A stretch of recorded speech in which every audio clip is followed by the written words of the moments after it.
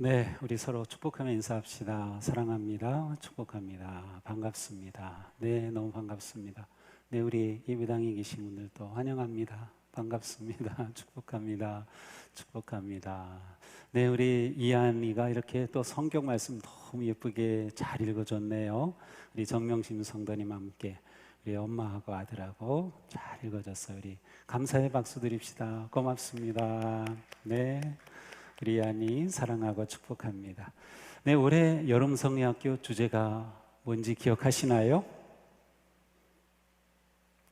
네, 기억하시는 분도 계시고 벌써 잊어버린 분도 계신데, 네, 잊어버렸어도 괜찮습니다. 하지만 우리 자녀들의 성경학교에도 또 우리도 관심 가지고 또 생각하게 되죠. 그렇습니다. 달려라 요셉이었습니다. 달려라 요셉이라는 그런 큰 주제로 성경학교가 진행되는 동안 저도 우리 어른들도 한번 요셉을 다시 생각해 보면 좋겠다 하는 마음을 가졌어요. 그래서 오늘 우리는 요셉을 다시 한번 보려고 합니다. 우리가 잘 알듯이 요셉은 야곱의 11번째 아들이었죠.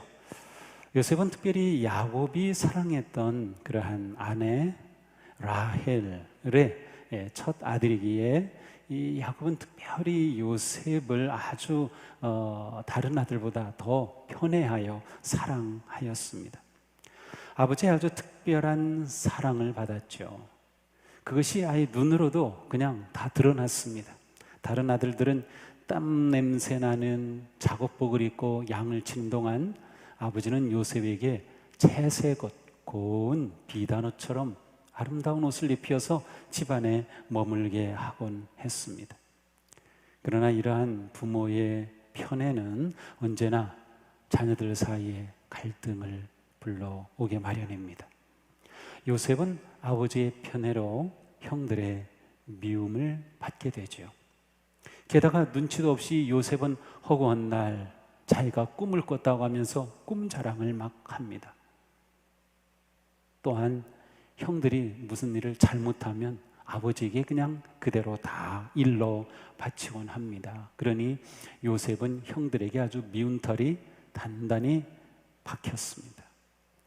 요셉은 17살이던 어느 날 아버지의 심부름을 하기 위해서 멀리서 양을 치고 있던 형들을 찾아갑니다. 처음에는 세겜에 있을 것이라고 해서 갔는데 거기보다 더 먼 곳인 도단이라고 하는 곳까지 형들이 가 있었어요. 근데 요셉은 물어서 드디어 형들이 있는 곳까지 찾아가게 됩니다.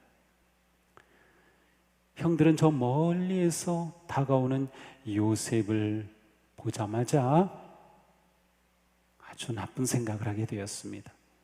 저 요셉을 제거하자. 여기는 집에서 너무나 멀리 떨어져 있고 이 외딴 곳이니 여기서 요셉을 죽여도 우리만 입 다물고 있으면 아무도 모를 거야. 그래서 요셉의 형들은 다가오는 요셉을 보고 죽이기로 그렇게 논의합니다. 그러나 형들 중에 제일 큰 형인 맏형이었던 르우벤이 죽이지 말자. 그래서 구덩이에 던져 넣었어요.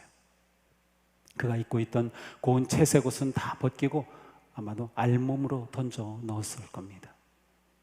근데 넷째 형이었던 유다가 이렇게 하지 말고 마침 저기 지나가는 낙타를 타고 지나가는 무역상들을 보더니 저들에게 팔아넘기자. 그래서 요셉을 은 20에 팔아 넘기게 되었습니다. 요셉이 이렇게 팔려간 곳은 이집트였습니다. 형들에 의해 벗겨진 요셉의 그 채색 옷은 갈기갈기 찢겨지고 염소의 붉은 피가 물든 옷이 되고 말았습니다. 나중에 형들은 아버지 야곱에게 가서 요셉의 이 옷을 찾았다고 하면서 요셉이 짐승에 물려 죽은 것으로 거짓말을 하게 되죠. 요셉의 이야기는 처음부터 옷과 관계되어 있습니다. 요셉의 등장과 동시에 그가 고운 비단 채색 옷을 입었다는 이야기로 우리의 관심을 끕니다. 옷은 그 사람의 정체성과 삶과 인생을 담고 있습니다. 지금 제가 입고 있는 이 옷을 본다면 누구라도 제가 누구인지 무엇을 하는 사람인지 짐작할 것입니다. 이렇게 요셉의 이야기는 채색 옷으로 시작하지만 그 채색 옷은 금세 벗겨지고 찢어집니다. 요셉의 진짜 인생은 찢어진 채색 옷으로부터 시작되었습니다. 옷이 벗겨지고 맨몸으로 구덩이에 던져졌을 때 요셉은 절규하였습니다. 형들, 저 좀 살려주세요. 저 살려주세요. 외쳤습니다. 이렇게 첫 번째 옷이 벗겨진 이후 요셉은 옷이 벗겨질 때마다 깊은 위기와 시련의 구덩이에 던져집니다.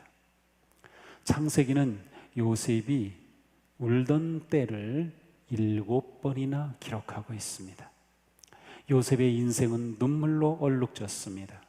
버림당함의 눈물, 억울함의 눈물, 슬픔의 눈물, 고통의 눈물, 그리움의 눈물, 애통의 눈물이 끊이지 않았습니다. 요셉은 눈물의 골짜기를 어떤 믿음으로 승리해낸 것일까요? 우리는 요셉의 마지막을 잘 알기에 그가 승리한 인생을 살았던 길을 요셉을 통해 살펴볼 수 있습니다. 저는 요셉의 믿음을 이렇게 요약해 봤습니다. 첫째, 고난을 감당하는 믿음. 두 번째, 하나님의 선하심을 신뢰하는 믿음.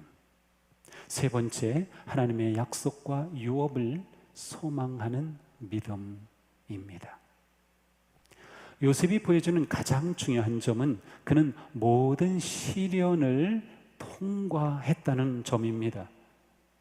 시련, 고난은 통과하는 것이 중요합니다.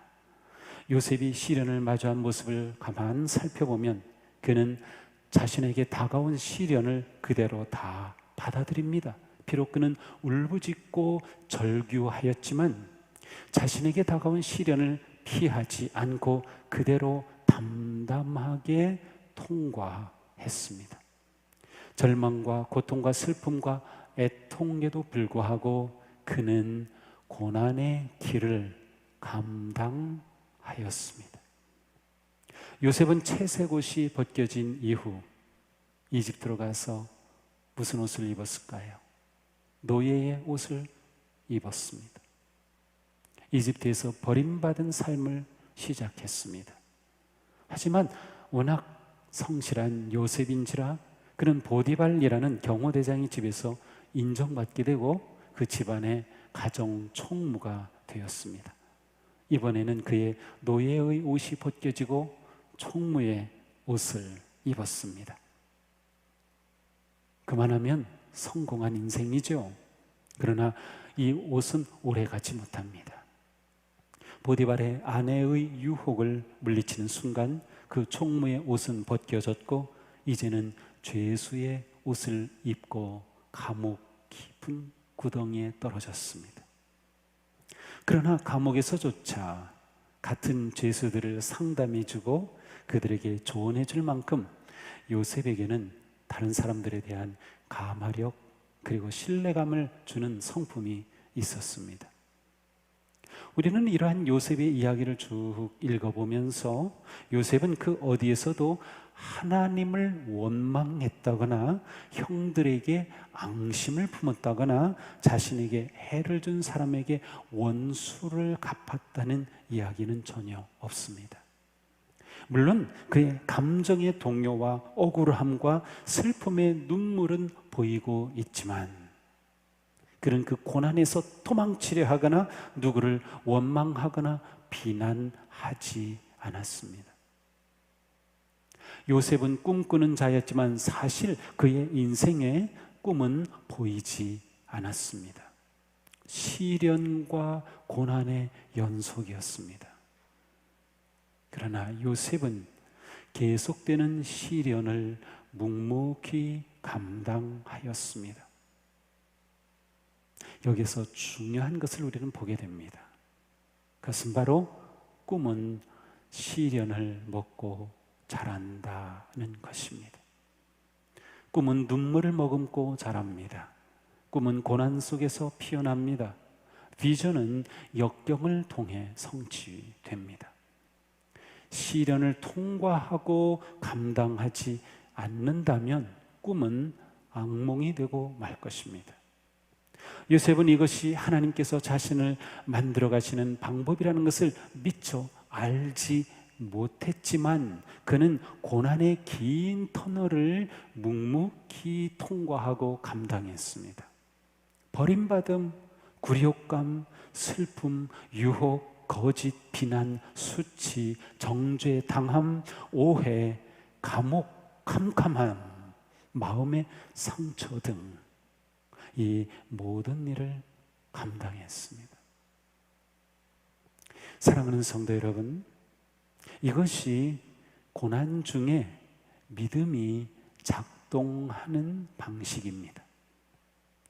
우리의 옷이 벗겨질 때 낙심하지 맙시다. 우리가 구덩이에 던져질 때 두려워하지 맙시다. 잠깐의 절망은 올 수 있지만 우리가 고난을 묵묵히 감당해내는 이것이 믿음의 길, 이기는 길입니다. 하나님의 뜻은 시련을 통해 이루어집니다. 우리는 시련을 감당하고 성장하고 성숙하고 깊어집니다. 시련을 통해 승리의 길을 걷게 됩니다. 사도 바울이 주신 이 말씀을 우리는 기억할 필요가 있습니다. 함께 읽어봅니다. 하나님은 신실하십니다. 여러분이 감당할 수 있는 능력 이상으로 시련을 겪는 것을 하나님은 허락하지 않으십니다. 하나님께서는 시련과 함께 그것을 벗어날 길도 마련해 주셔서 여러분이 그 시련을 감당할 수 있게 해 주십니다. 아멘. 고난 중에 바로 이 믿음이 고난을 감당하게 합니다. 자, 그러면 요셉은 어떻게 이 모든 시련을 감당할 수 있었을까요? 그는 어떻게 이렇게 긴 터널을 통과할 수 있었을까요? 창세기를 읽다 보면 요셉에 관하여 반복되는 표현을 발견할 수 있습니다. 그것은 하나님께서 함께 하신다는 표현입니다. 여호와께서 요셉과 함께 하심으로, 여호와께서 요셉과 함께 하시고 여호와께서 요셉과 함께 하심이라. 이와 같이 하나님의 영에 감동된 사람을 우리가 어찌 찾을 수 있으랴. 자, 이런 모든 말씀들이 똑같이 하나님이 함께 하심을 표현하고 있습니다. 요셉의 삶에서는 하나님이 함께 하여 주심이 꿈의 시작이었듯이 고난과 역경을 감당할 때에도 하나님이 함께 하심이 힘이었습니다. 하나님이 함께 하신다라는 말씀에서 우리가 놓치지 말아야 할 것이 있는데, 하나님이 함께 하셨다라고 이렇게 기록되어 있는 것은 곧 그 하나님을 요셉이 신뢰하였고 의지하였고 결단하고 헌신했다라는 것이 그 뒤에는 담겨 있어요. 만약 요셉이 그 하나님을 의지하고 신뢰하지 않았다면 이 표현 자체가 불가능할 것입니다. 그렇습니다. 요셉이 역경을 감당할 수 있었던 것은 그가 끝까지 함께 하시는 하나님의 선하심을 신뢰하였기 때문입니다. 요셉은 그에게 일어난 모든 일을 다 이해할 수는 없었을 것입니다. 그러나 요셉은 자신에게 일어나는 모든 일을 하나님의 눈으로 보았습니다. 인생에서 중요한 것은 사건이 아니라 사건에 대한 해석입니다. 우리식으로 말하면 사건에 대해 믿음의 눈으로 보는 것이 중요합니다. 요셉은 그에게 일어나는 모든 일을 하나님의 선하심이라는 믿음으로 해석할 줄 알았습니다. 오늘 본문은 요셉이 이집트의 국무총리가 된 훨씬 이후의 이야기입니다. 요셉의 아버지 야곱이 이집트로 와서 살다가 이집트에서 세상을 떠나게 되자 요셉의 형들은 혹시 요셉이 자신들에게 복수할까봐 전전긍긍하였습니다. 그러면서 요셉에게 찾아와서 용서해달라고 합니다. 이 말을 들은 요셉은 이렇게 말합니다. 바로 오늘 본문이에요. 같이 읽어보겠습니다. 두려워 마소서, 내가 하나님을 대신하리이까. 당신들은 나를 해하려 하였으나 하나님은 그것을 선으로 바꾸사 오늘과 같이 많은 백성의 생명을 구원하게 하시려 하셨나이다. 아멘. 형들은 그를 해하려 하였고 세상이 그를 배반하였지만 그는 하나님께서 이 모든 것을 선으로 바꾸시는 분임을 믿었습니다.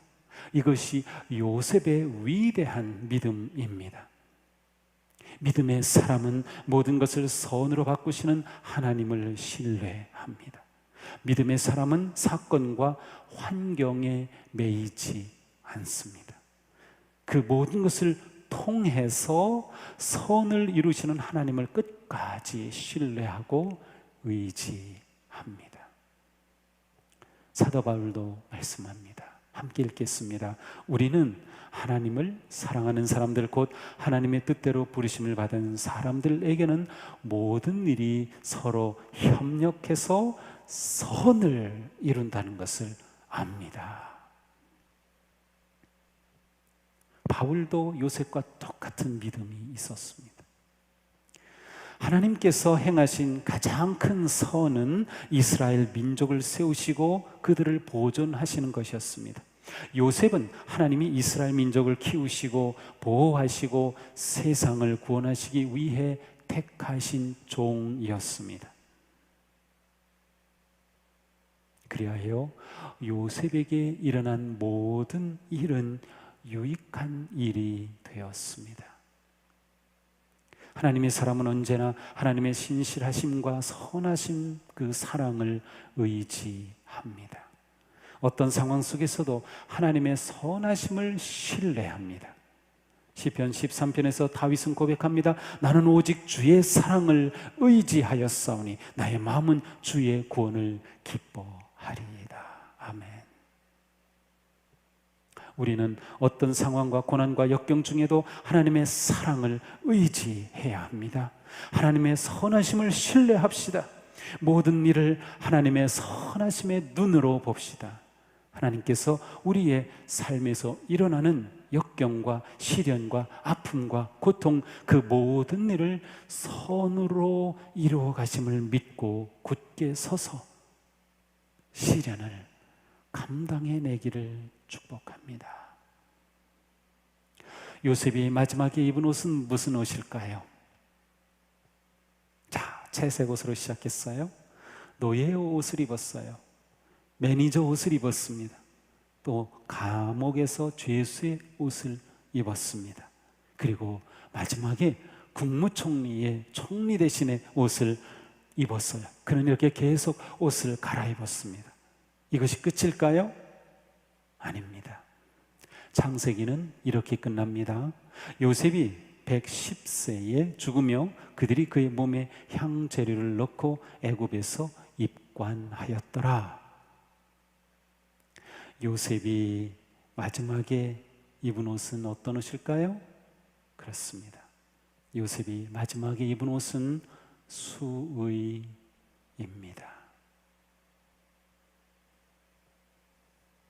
그러나 요셉은 단지 죽음으로 그의 인생을 마치지 않았습니다. 그는 여전히 소망하였습니다. 요셉이 남긴 유언이 궁금하죠? 같이 한번 읽어보겠습니다. 나는 죽을 것이나 하나님이 당신들을 돌보시고 당신들을 이 땅에서 인도하여 내사 아브라함과 이삭과 야곱에게 맹세하신 땅에 이르게 하시리라. 당신들은 내 해골을 메고 올라가겠다 하라. 요셉은 여전히 하나님의 약속을 바라보고 있습니다. 그는 임종의 순간에 자신의 유골에 대해서 말하였습니다. 요셉의 수위는 소망과 믿음의 수위였습니다. 요셉은 이집트의 총리가 되어 왕궁에서 모든 부귀와 영화와 명예를 누리고 살았지만 그는 결코 하나님의 약속을 잊어버리지 않았습니다. 그는 하나님의 약속이 성취될 것과 유업을 소망하였습니다. 왕궁의 화려함과 권력과 부요함이 하나님을 향한 요셉의 영혼을 빼앗지 못했습니다. 요셉은 세상의 가치보다 하나님의 약속을 더 귀하게 여겼습니다. 우리는 요셉을 통해서 세상의 무엇도 우리의 믿음을 없애지 못한다고 확신할 수 있습니다. 그는 비천함에 처할 줄 알았으며 부유함에 처할 줄도 알았습니다. 그는 잘 될 때에도 믿음을 지켰고 안 될 때에도 믿음을 지켰습니다. 요셉의 심장에는 증조 할아버지 아브라함을 통해 주신 하나님의 약속이 심겨 있었습니다. 요셉은 아브라함에게 주신 하나님의 약속을 자신의 것으로 받아들였고 그것을 붙잡고 소망하였기에 세상의 흥망성쇠에 흔들림 없이 믿음을 지켰습니다. 요셉은 장차 이스라엘의 민족이 이집트를 떠날 것을 믿었습니다. 하나님께서 아브라함에게 이 약속을 주신 지 200년이 넘었지만 요셉은 이 약속을 믿었으며 앞으로 400여 년 후에 있을 일을 믿음으로 바라보았습니다. 요셉은 하나님의 약속을 확신하며 아직 끝이 보이지 않는 그 약속을 믿었습니다. 요셉은 하나님의 약속과 유업을 소망하였습니다. 요셉의 유언이 중요한 것은 이와 같은 소망의 믿음을 통하여 그의 자손들이, 온 이스라엘 백성들이 하나님의 언약의 성취를 바라보게 한 것입니다. 요셉은 후손들이 이집트의 풍요의 마음을 빼앗기지 않고 하나님의 약속의 땅을 바라보는 믿음 갖기를 원하였습니다. 우리는 요셉을 다시 보면서 요셉의 영광은 이집트의 총리 대신이 된 것이 아니라 하나님을 끝까지 신뢰하는 믿음에 있었음을 보게 됩니다. 지금 우리에게 이 믿음이 필요합니다. 요셉의 이 생애를 볼 때 그는 꿈을 이루려고 노력한 것이 단 하나도 없습니다. 내게 이것이 꿈이야. 그러니 내가 이걸 이루어야지. 그래서 그는 그 꿈을 이루려고 노력한 게 하나도 없었어요. 그는 꿈 이야기를 했지만 정말 형들이 그를 찾아와서 그 앞에 엎드렸을 때 그 꿈이 생각났다고 기록하고 있어요. 그는 그 꿈을 이루려고 살았던 인생이 아니에요. 그는 하나님에 대한 믿음을 지키는 인생을 살았고 그 결과 꿈이 이루어진 것이에요. 우리가 이것을 봐야 합니다. 하나님을 끝까지 신뢰하고 고난을 감당할 때 진짜 꿈이 이루어집니다. 우리에게 이 믿음이 필요합니다. 지금 이 믿음이 필요한 때입니다. 우리는 어떤 상황에서도 묵묵히 고난을 감당하는 믿음을 가져야 하겠습니다. 끝까지 하나님을 신뢰하는 믿음을 가져야겠습니다. 하나님의 은혜 안에서 우리 인생의 결론은 하나님의 약속이 성취되는 하나님의 나라입니다. 코로나와 질병과 인생의 고난 중에도 우리가 이 믿음을 지켜 승리하는 요셉과 같은 인생, 우리도 작은 요셉이 될 수 있기를 주님의 이름으로 축복합니다. 기도합시다.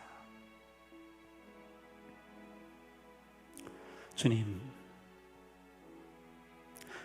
저희는 코로나와 많은 고난 가운데 이 시간을 보내고 있습니다. 이것이 우리에게는 너무도 길게 느껴지고 답답하게 느껴집니다.